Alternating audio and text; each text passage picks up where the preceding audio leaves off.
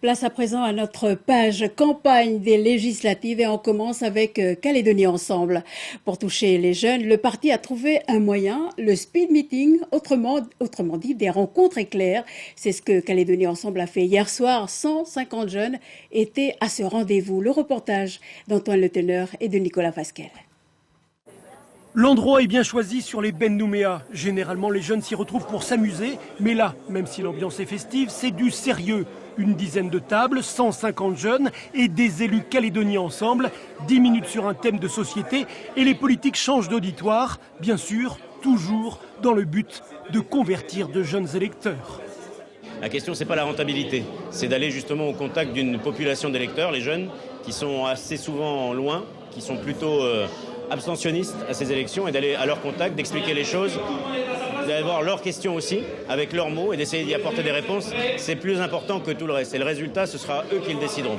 Un public jeune, mais pas forcément acquis. Certains découvrent, d'autres sont venus en curieux. C'est pour en savoir plus, en fait, ce que, enfin, à la Calédonie, on peut être ensemble, enfin, savoir. Puis, savoir aussi partager et dialoguer. Il a répondu à pratiquement toutes mes questions. Par contre, cependant, pour le référendum, il me reste encore quelques questions à poser que je me ferai un plaisir de poser aux autres élus. La sortie de l'accord de Nouméa, c'est justement le thème développé par le député candidat Philippe Gomès. On essaye surtout de les interroger sur la manière dont ils ressentent cette échéance. Ce qui ressort quand même assez largement, c'est que les adultes sont inquiets, que les jeunes aussi transmettent. Je pense que les adultes transmettent leur inquiétude aux jeunes. Puisque à la table, et je fais qu'à sortir de l'accord de Nouméa, moi, on voit bien qu'ils partagent pour une large part l'inquiétude qu'on peut avoir.